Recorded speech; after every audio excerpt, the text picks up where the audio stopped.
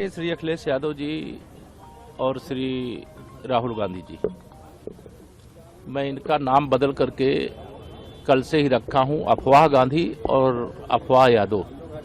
ये दुष्प्रचार कर रहे हैं, जनता को गुमराह कर रहे हैं।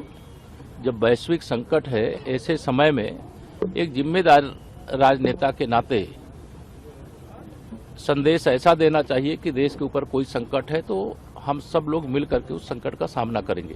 संकट भी नहीं है, उसके बाद भी प्रतिदिन जो 50 से 55 लाख गैस सिलेंडरों की बुकिंग होती थी, इन लोगों के दुष्प्रचार के कारण 75 लाख से अधिक सिलेंडरों की पर डे बुकिंग शुरू हुई है।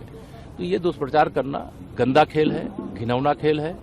इसकी मैं निंदा करता हूं, भर्त्सना करता हूं। इस प्रकार के अफवाहबाजी से इन दोनों नेताओं को बाज आना चाहिए। अच्छा, उनका ये कहना है कि भाजपा ये कह रही है कि कमी नहीं है, और लेकिन फिर भी लगातार भीड़ देखने को मिल रही है। भीड़ मिल रही है इसलिए कि अफवाह फैला रहे हैं, दुष्प्रचार कर रहे हैं। कमी कोई न थी, न है, न होने पाएगी।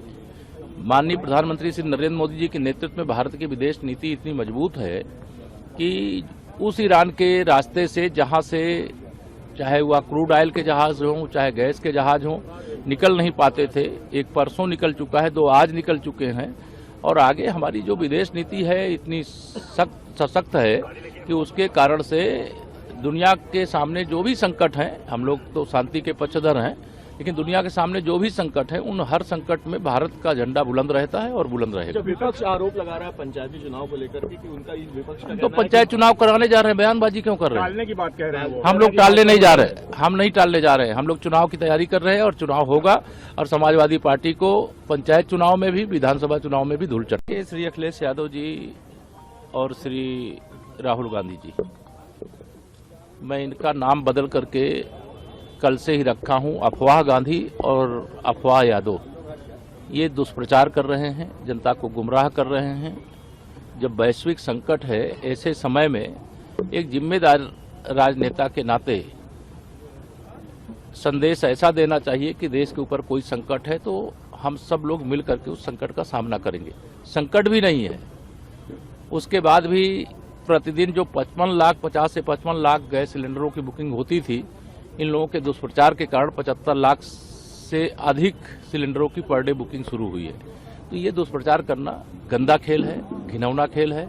इसकी मैं निंदा करता हूं, भर्त्सना करता हूं। इस प्रकार के अफवाहबाजी से इन दोनों नेताओं को बाज आना चाहिए। अच्छा, उनका ये कहना है कि भाजपा ये कह रही है कि कमी नहीं है, और लेकिन फिर भी लगातार भीड़ देखने को मिल रही है। भीड़ मिल रही है इसलिए कि अफवाह फैला रहे हैं, दुष्प्रचार कर रहे हैं। कमी कोई न थी, न है, न होने पाएगी।